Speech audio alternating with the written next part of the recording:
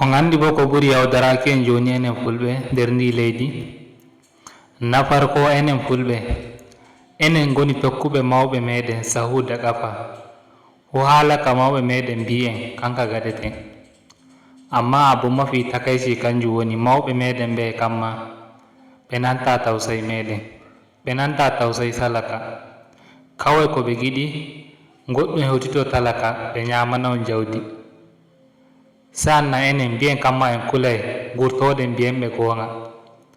On ngii kulol ngol giyeten en kula cewa way gurtoɗen mbiyen ɓe goonga way goɗɗum ko hulni, wallahi doole itten ngol nder ɓerɗe meeɗen. Kulnano en keɓata cigaba, kulnano en alta waɗanki en ɗum wulaƙanci ɗum waɗanta en nder ndi leydi, wala mataki ɗum hoccata to dow.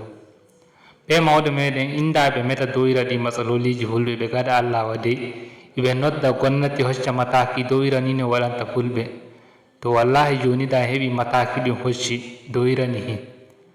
Amma dara giya huwannere nde waɗanta fulɓe, a nanta goɗɗo shugabajo wurtoake waɗi Allah wadi ko kuma noddi gomnati ɗum non jaha cewa ɗum rarana fulɓe adalci dow ɗum no fi ko waɗi.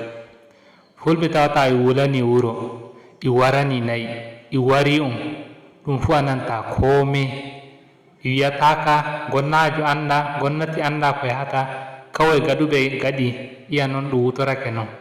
Amma kongol leñol neɗɗo goto waranta nana cewa ai waɗi kaza, i waɗi ta'addanci wuri kaza, i wari neɗɗo ko kuma e wulani woɓɓe gure.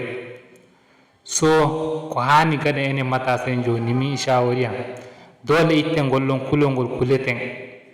Gurtoɗen nange wikiɓe goonga ɓe mawɓe meɗen, biyen wallahi ɗum laamu ɗum ɓe laami kulna honno ɓe maganen fulɓe to ɗum wala ampani. Sannan abu mafi takayci to ɓe noddi taro enen goni yeeso, dole hay enen sukaɓe ɓe lamnoto, enen sukaɓe noddata ja kawrita to taro ɗum non in lamnaɓe, amma kamma ɓe gejjitana en. Ɗum fi ɗum giɗo babban matsala fuskantoto en enen fulɓe nder ndi leydi ba, wallahi ɓe laamiɓe meɗen naka meɗen ɓe gatta. Mi anda kuje fulɓe bayi non, ɓe gala kishi ɗum maɓɓe. So enen niya mafita meɗen ɗum gotum, kanjum woni alen gollon kulol gurtoɗen nangen ka metuki. Yen meta kamman, to en metai arten meten taw daga nder wuro, ko woni nder wuro daga nder fulfulde meɗen ko woni matsala nder fulfulde meɗen moƴƴinden taw. Kulle moƴƴini ɗum daga ɗon ay meten ko woni ton to kauye.